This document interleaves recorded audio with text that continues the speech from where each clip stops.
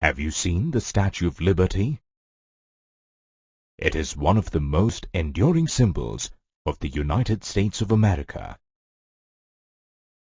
It emerged from the circumstances where the basic rights of people were being denied vehemently.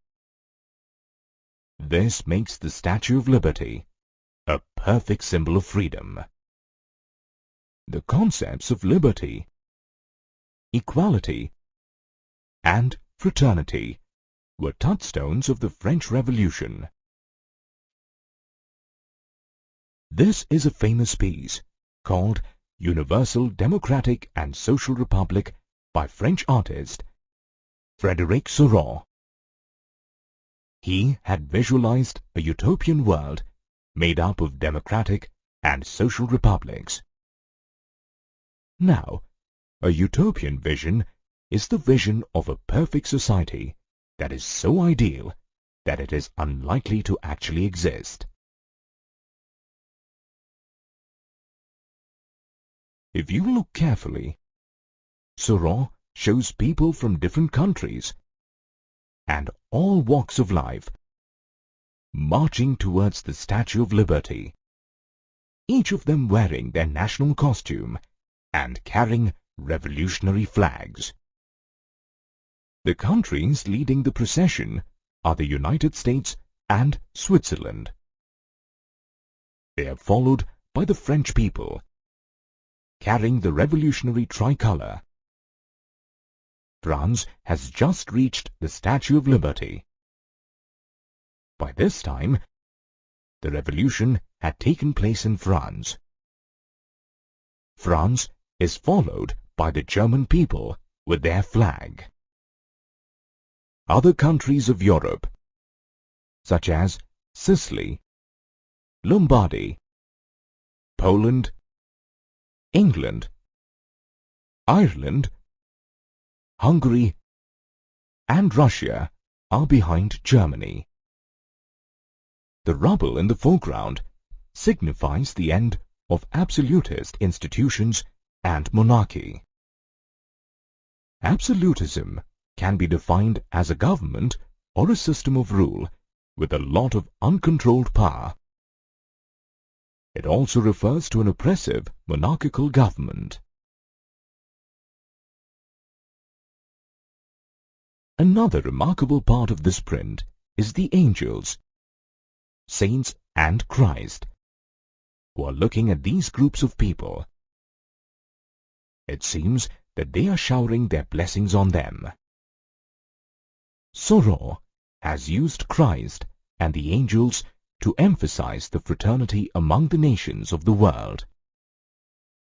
This print is path-breaking, as it reflects the mood of the times and forebodes an era of revolutions that marked Europe during the 19th century.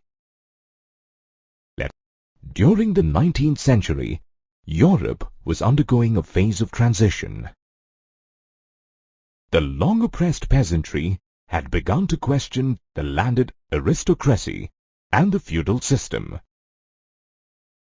On the other hand, rapid industrialization had given birth to the middle class, consisting of industrialists, businessmen, and professionals.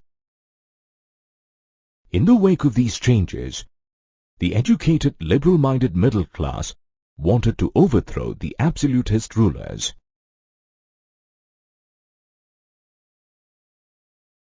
This mindset of bringing together people with a shared past, history, and culture gave rise to the idea of the nation-state. The first visible expression of nationalism ever was the outbreak of the French Revolution in 1789. As a mark of protest, many agitated and oppressed people of France stormed the fortress prison, Bastille. The major outcome of the revolution was the formation of a constitutional monarchy and a sizable reduction in the royal and feudal privileges. Let us now take a look at the impact of the French Revolution. It paved the way for the achievement of bigger goals of national identity and national pride, which can be aptly called nationalism.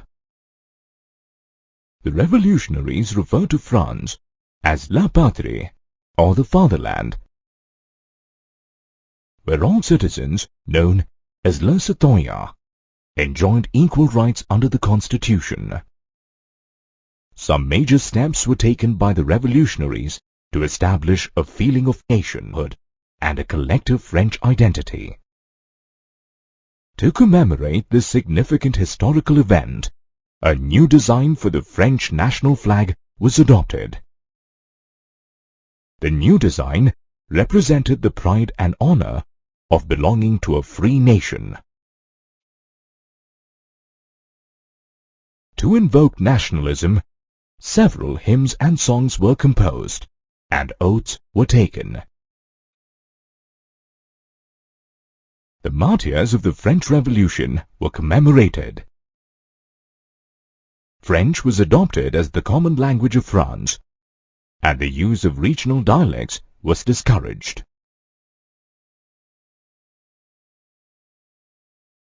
The French Revolution had its impact on the administration as well.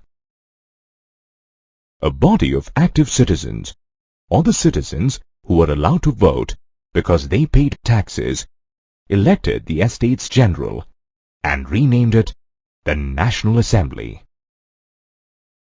A centralized administrative system was created. This system formulated uniform laws for all French citizens. All internal custom duties and dues were abolished. A uniform system of weights and measures was adopted. Did you know that the metric system that we use today was founded by France in 1791? The French Revolution inspired people all over Europe to begin movements against autocracy and despotism. The French revolutionaries also took it upon themselves to help other European countries in their struggle to overcome autocracy and form nations. Students and the middle classes formed Jacobin clubs in many European countries. Due to this widespread enthusiasm, the French armies were welcomed by European countries such as Holland, Belgium, Switzerland, and Italy in the 1790s.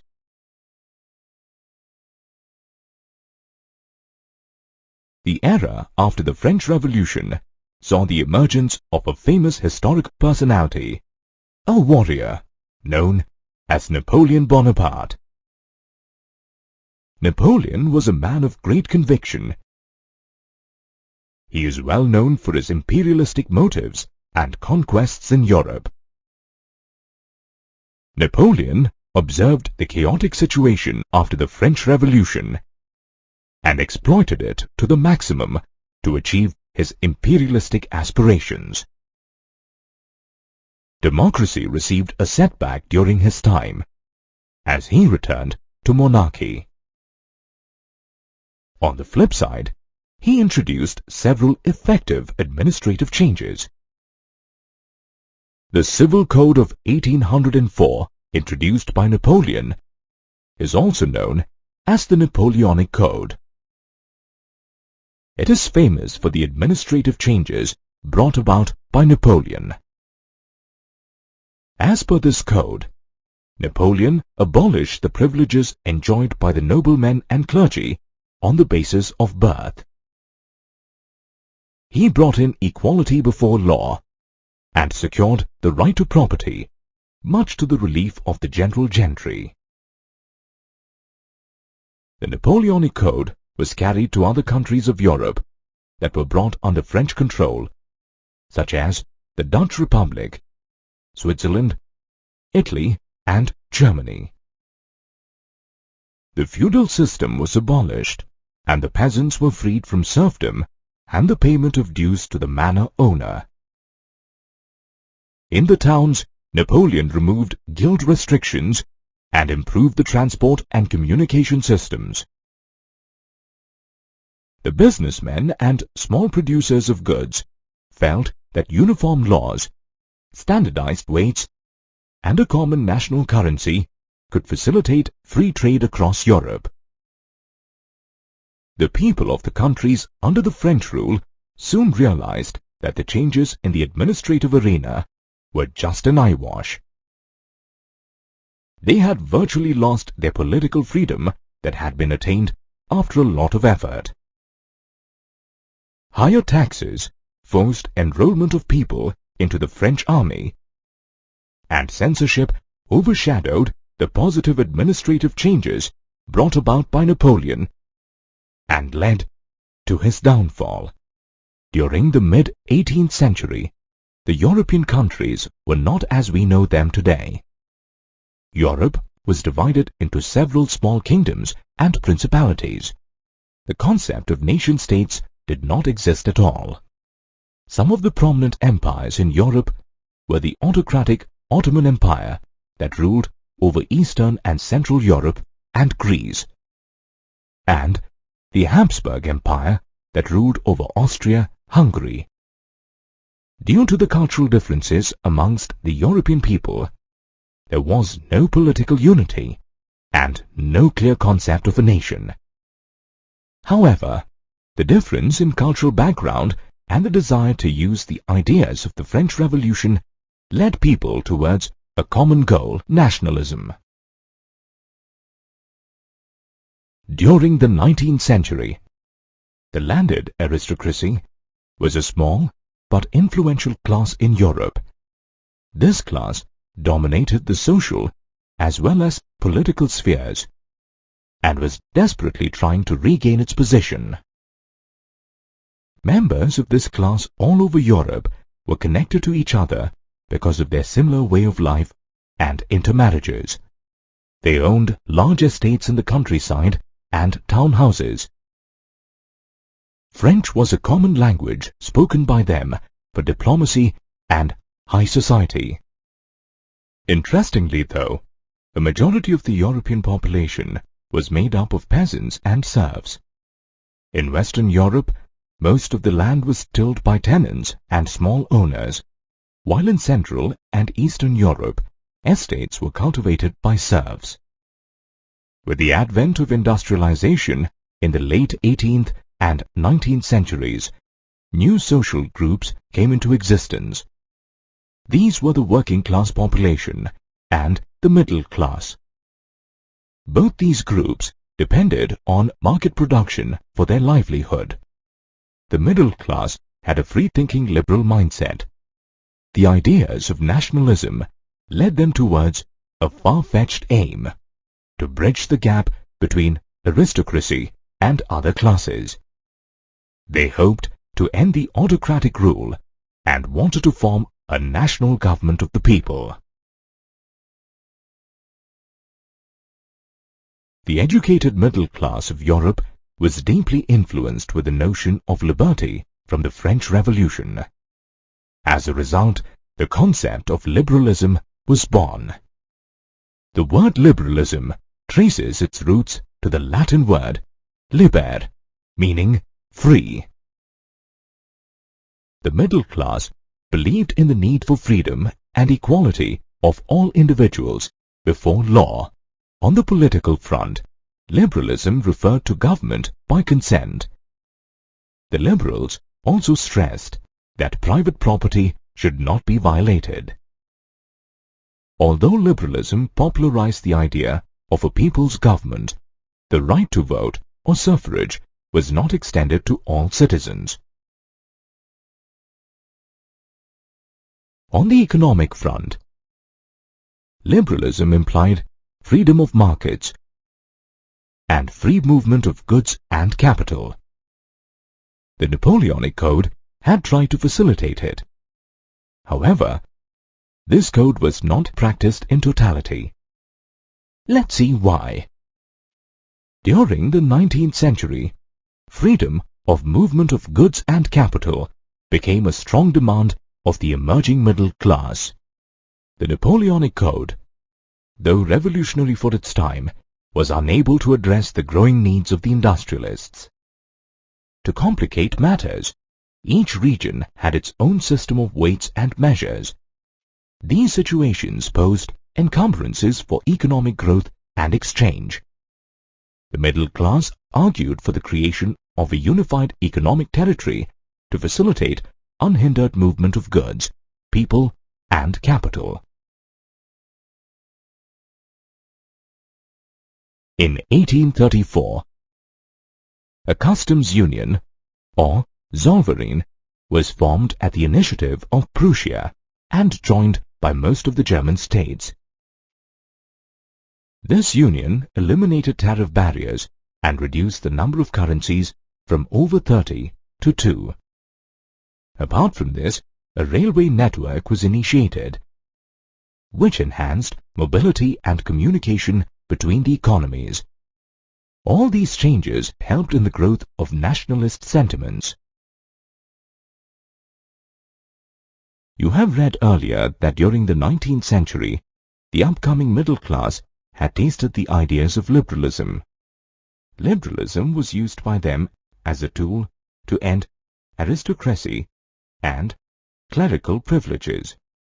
Another crucial event of this time was the defeat of Napoleon Bonaparte at Waterloo in 1815. This steered the European governments towards adopting the idea of conservatism. Let us understand the term conservatism. It was a political philosophy that steered the importance of tradition, established institutions and customs, and preferred gradual development rather than quick change. The conservatives believed that established traditional institutions of state and society, like monarchy, church, social hierarchies, property and family, must be protected and preserved. At the same time, they did not propose a return to the pre-revolutionary period. They firmly believed that the aristocratic monarchies of Europe could gain a lot from a modern army, an efficient bureaucracy, a dynamic economy, and the abolition of feudalism and serfdom. During his conquests, Napoleon had annexed several kingdoms and made them a part of France. In 1815, after the defeat of Napoleon, the representatives of European powers, namely Austria, Britain, Prussia, and Russia, met at Vienna. This meeting is also known as the Treaty or Congress of Vienna. The chief architect and host of this treaty was the Austrian Chancellor, Duke Metternich. The purpose of this treaty was to undo all the territorial changes that had taken place during the Napoleonic Wars and create a new conservative order in Europe. As a result, the Bourbon dynasty, deposed during the French Revolution, was restored to power. This was just to convey to the people that royalty and aristocracy was back and here to stay. Besides, France lost most of the territories it had gained during Napoleon's time. To prevent the expansion of France in the future, certain states were set up along the boundaries of France. Interestingly, the German Confederation of 39 states, set up by Napoleon, was not touched at all during this division. The conservative regimes set up through the Treaty of Vienna in 1815 were autocratic in nature. They tried to curb the freedom of expression and imposed censorship laws on newspapers, books, plays, and songs as they championed freedom. Let's now find out the reaction of the liberals to conservatism. The liberals were not happy with the autocratic ways of the conservatives. They raised their voice against the censorship of the press. After 1815, several liberals began working in secret societies all over Europe to propagate their views and train revolutionaries. The liberals, on the other hand, wanted to overthrow the monarchical structures that had been formed after the Vienna Congress. They realized that to overthrow the autocratic conservative order, the creation of nation-states was essential. The famous Italian revolutionary Giuseppe Mazzini was a man of such revolutionary ideas. He was part of a secret society called Carbonari. Mazzini founded two underground societies called Young Italy in Marseille and Young Europe in Bern. Mazzini believed in the unification of the small kingdoms and principalities in Italy. The period between 1830 and 1848 was marked by a lot of tensions and turmoil. Earlier, Europe had witnessed the dramatic rise of two philosophies, liberalism and conservatism. The liberal nationalists, or the educated middle class, planned ways to overthrow monarchy and bring in a government of the people. The relentless efforts of the liberals began to bear fruit, and Europe saw a series of revolutions in Italy, Germany, Poland, Turkey, and Ireland. In 1821, a significant event mobilized nationalist feelings among the educated class in Europe. This was the Greek War of Independence. The Greeks struggled against the autocratic Ottoman Muslim Empire and began a nationalist movement. After the war, the Treaty of Constantinople was signed in 1832. It recognized Greece as an independent nation.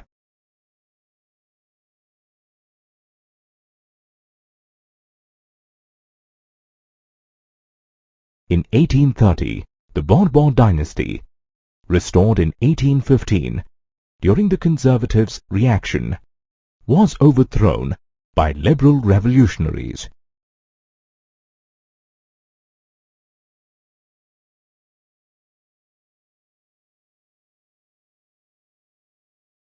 The French Revolution of 1830 is also known as the July Revolution.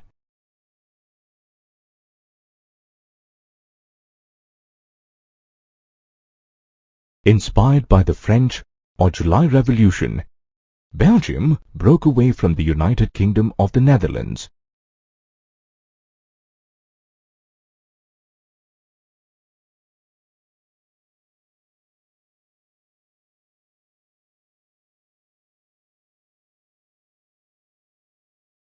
In the 19th century, art, culture, and literature helped in instilling the feelings of nationalism and also infusing the idea of a nation.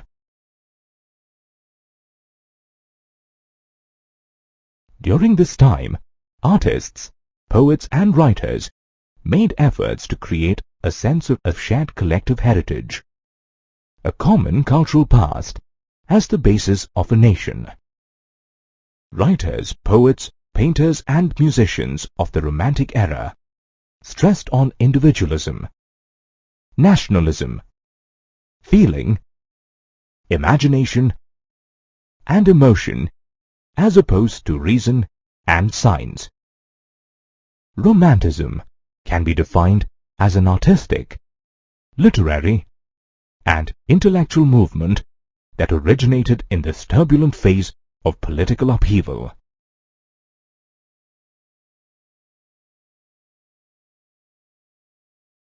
German Romantic philosopher Johann Gottfried Herder stressed that true German culture could be found in folklore and folk art, which lay with the common people or das Volk.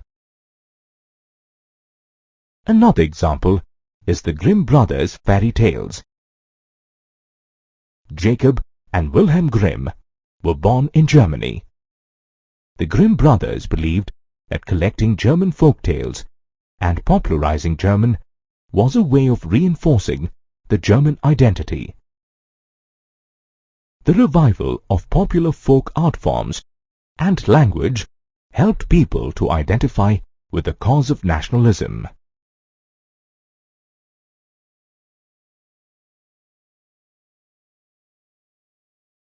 Let us take a look at the social condition of Europe.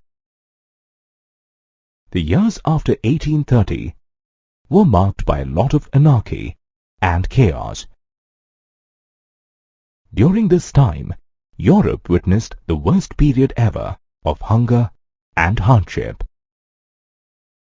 Bad harvest and a rise in food prices added to people's woes. In the first half of the 19th century, the population of Europe had increased a lot. This led to unemployment.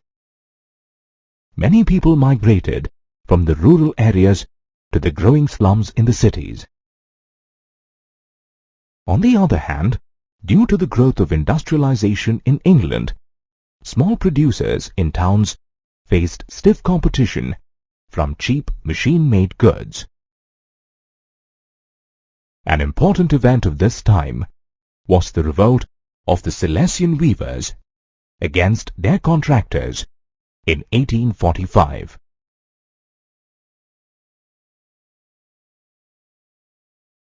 The peasants stormed into the contractor's mansion, demanding their rights. In France, food shortage led to the peasants' uprising in 1848. To pacify the people, the National Assembly granted suffrage to males about 20 years of age, and national workshops were set up to provide employment.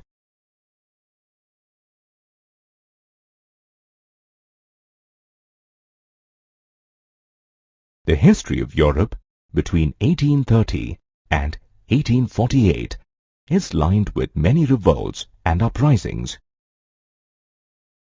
There were rebellions by peasants and workers against exploitation, and the liberals were staging rebellions driven by the ideology of nationalism. An ideology is a system of ideas reflecting a particular social and political vision.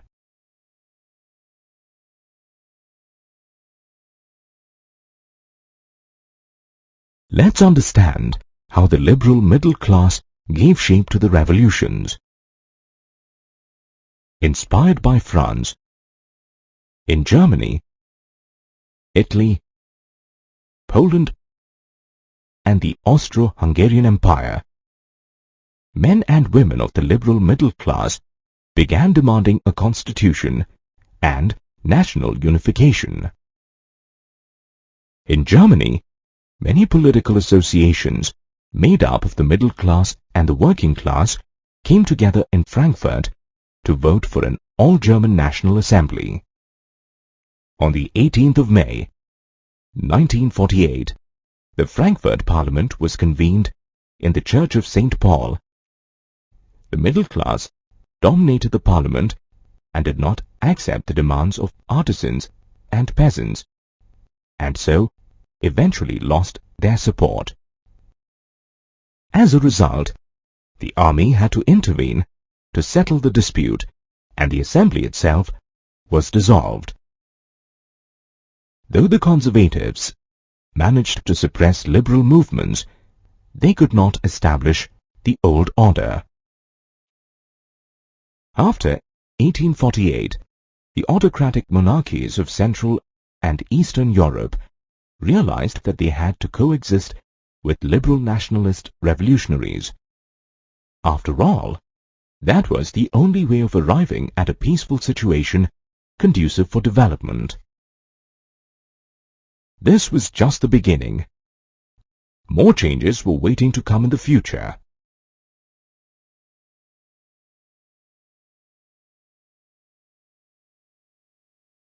Despite upholding the concept of universal freedom, the liberal revolutionaries exhibited narrow-mindedness in their attitude towards women. Since the French Revolution, women played an active role in revolts and popular movements. They founded newspapers and political associations, but suffrage and political rights still eluded them. The Frankfurt Parliament is an example where women merely acted as spectators in the upper left gallery. Luckily, there were people who came to the rescue of women's rights. Famous political activist Louise Otto Peters wrote in the first editorial of her newspaper that liberty without the liberty of women benefited only one half of humanity, which was men. This awareness of women's rights, based on political and social equality of genders, is also known as feminism.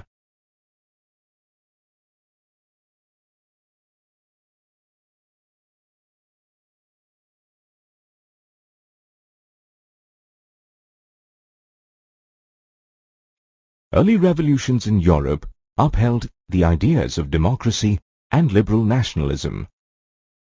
After 1848, the conservatives began to use nationalist ideas to strengthen the monarchy. In fact, the unification of Italy and Germany came about through this process. In 1848, the German middle class, professionals, businessmen, wealthy artists and artisans had joined hands to vote for an all-German National Assembly. They convened at the Frankfurt Parliament.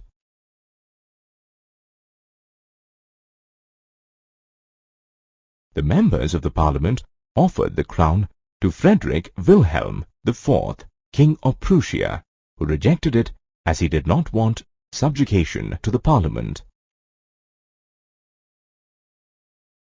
The Frankfurt Parliament was crushed by the monarchy and army, which was supported by the Prussian landowners called Junkers.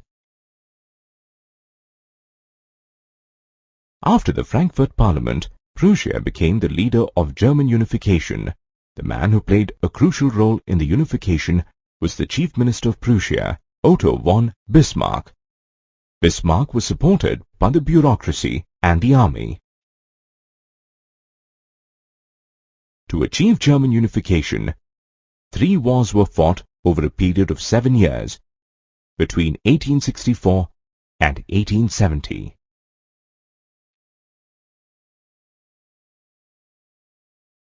Finally, Prussia emerged victorious and the unification was completed. On the 18th of January, 1871, the King of Prussia, Kaiser William I, was proclaimed the German Emperor at the Mirror Hall in Versailles. Thereafter, the process of nation-building began in the newly formed German state. Emphasis was placed on modernizing the currency and the banking, legal, and judicial systems. Measures and practices of Old Prussia were adopted for the rest of Germany.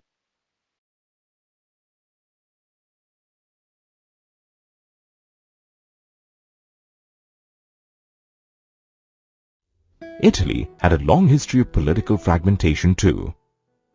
During the middle of the 19th century, Italy was divided into 7 states.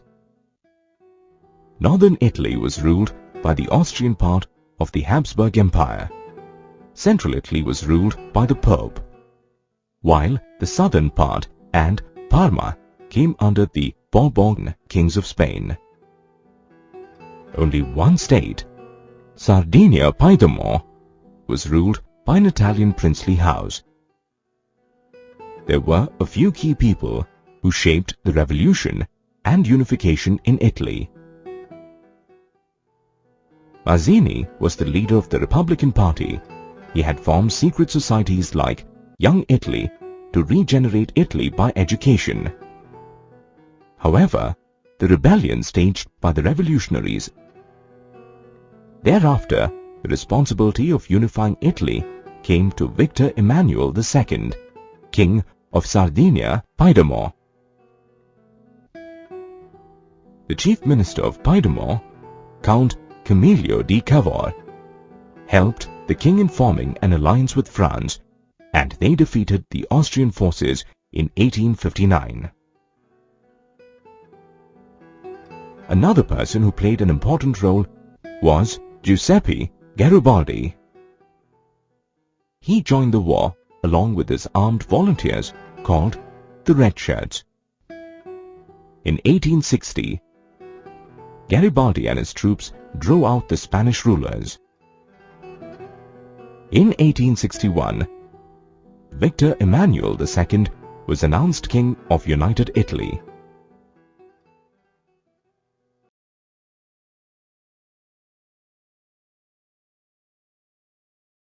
In Britain, the formation of nation-state did not happen due to a sudden upheaval or revolution like the other parts of Europe.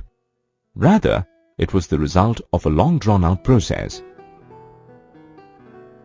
The British Isles was inhabited by ethnic groups such as the English, Welsh, Scots, and Irish. These groups had their own cultural and political traditions. The concept of nation-states, with England as the centre, came about in 1688, after the Parliament snatched power from the monarchy. In 1707, the Act of Union between England and Scotland resulted in the formation of the United Kingdom of Great Britain. To ensure the growth of British identity, Scotland's culture and political institutions were suppressed. The Catholic Scottish Highlanders were forced not to talk in their native language, Gaelic, and weren't allowed to wear their national dress. The British imposed control over Ireland as well. Ireland had two dominant groups, Catholics and Protestants. The English favoured the Protestants, and the British helped them to dominate a largely Catholic Ireland. Several Catholic rebellions in Ireland were crushed brutally. Wolfe Tone, also known as the father of Irish republicanism, revolted against the British but failed. In 1801, Ireland was forcibly incorporated into the United Kingdom. The symbols of New Britain were the English language, the British flag, the Union Jack, and the British national anthem. The fall of the Bastille has become a popular symbol of people conquering tyranny. A symbol is a visual image that represents something other than itself. It may be a representation using an object, picture, written word, sound, or a particular mark. Here are some symbols that all of us come across every day. During the 18th and the 19th centuries, several symbols were used by artists and revolutionaries to depict abstract concepts. These symbols were usually popular images from everyday life that uneducated masses could easily identify with.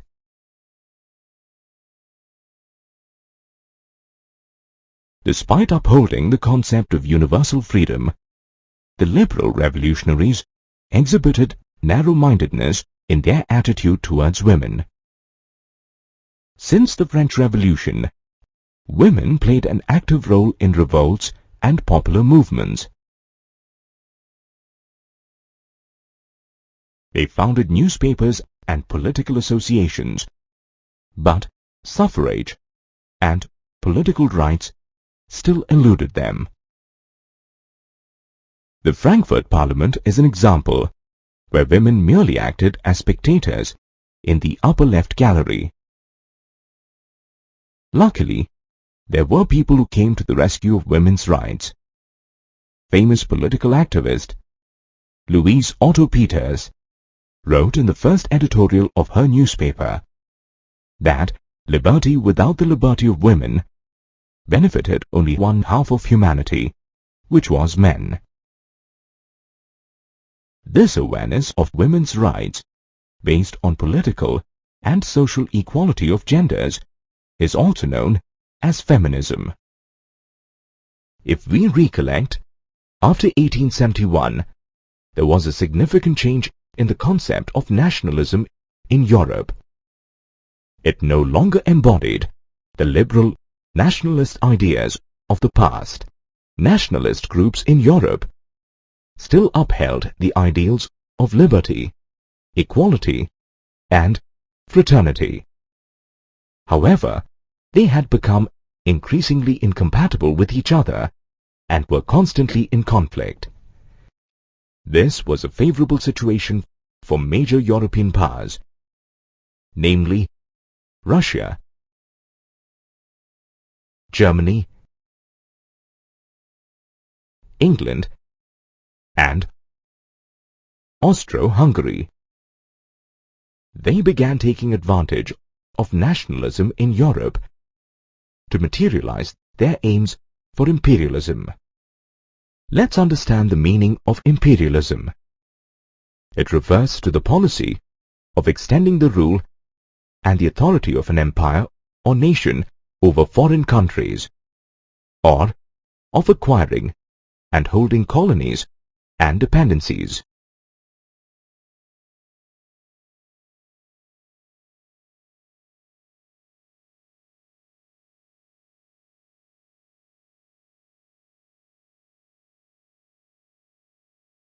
The European powers cited the much disturbed Balkan region to fulfill their imperialist goals. Let's understand a little more about the Balkan region. Balkan is an old Turkish word meaning a chain of wooded mountains. The Balkans region consisted of the following countries of our times: Romania, Bulgaria, Albania, Greece, Macedonia, Croatia, Bosnia, Herzegovina, Slovenia, Serbia, and Montenegro. People of the Balkans were collectively known as Slavs.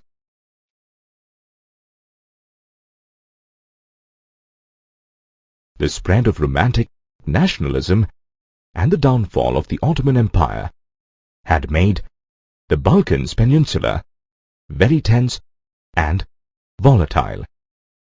Gradually, the European subjects had begun to break away from the Ottoman Empire and had started declaring themselves independent. The Balkans claimed independence and a separate political identity based on nationality.